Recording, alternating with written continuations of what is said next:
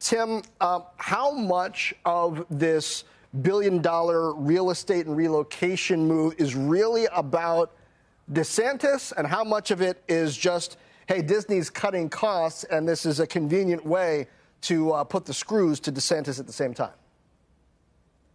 Well, my downgrade was really not related to the Florida situation at all.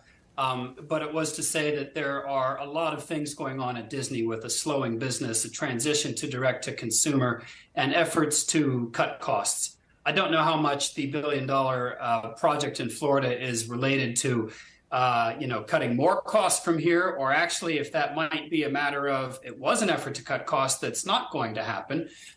So there are political issues that are, probably weighing on sentiment on the stock. I don't think it's a big financial issue for the company. Our downgrade has more to do with the state of the businesses themselves. Where does Hulu play into that downgrade?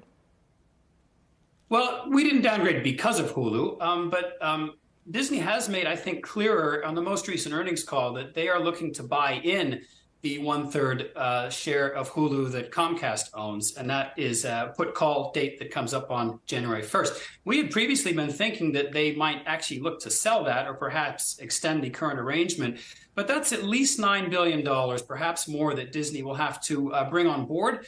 And who knows, maybe there are some other plans afoot with Hulu. They made an announcement about combining the Disney Plus and the Hulu apps. Combining those services is good for reducing churn in the bundled offering, but it's not so great for ARPU, for the revenues that they generate per user.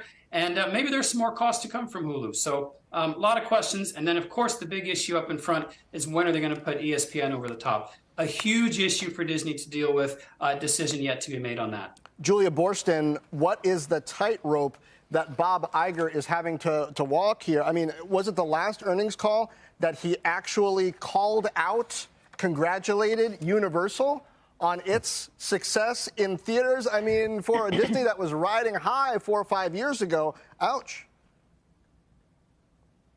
I mean, look, Bob Iger always has to walk multiple tightropes, but I think now there are a couple of key ones I would point out.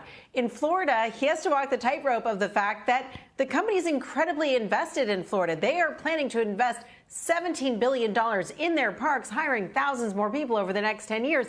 And even though they can opt not to invest another $1 billion and build a new facility for Imagineers and other people who would have to move out from California, they are stuck there when it comes to Walt Disney World. So I think he understands that the state of Florida needs them and that will be resolved over time. But in the meantime, he is walking that tightrope.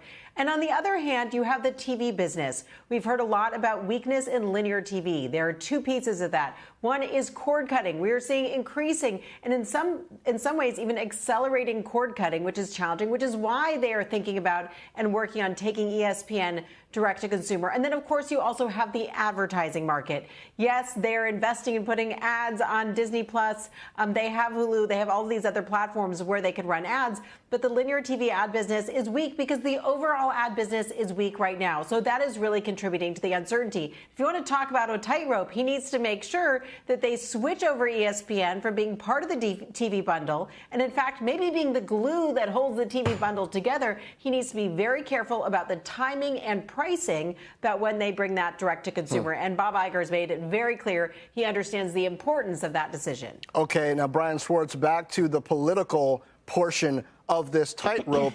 Governor Ron DeSantis looks like he's running for president. He's got to appeal to cultural conservatives across the country.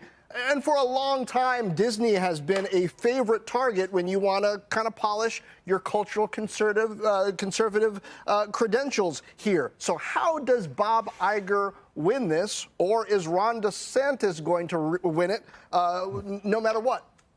Well, I mean, I don't know who's going to be the eventual winner of this, John, but I mean, at the end of the day, this is not going to end for Disney anytime soon. And the reason for that is that when Ron DeSantis, most likely when he runs for president next week, this is going to be clearly a staple of his campaign. He clearly believes that he's won this fight with Disney, but he's going to continue the war with Disney when he goes on the campaign trail. And that's something to really keep an eye on.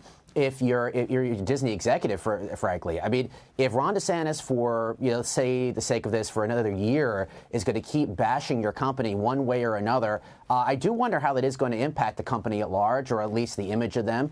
And more importantly, I mean, there are real questions about how is that going to help Ron DeSantis in a Republican primary for president. And the polls really suggest it actually could give him some form of a benefit as he tries to go to the right of former President Donald Trump, who right now is the front runner in the GOP primary.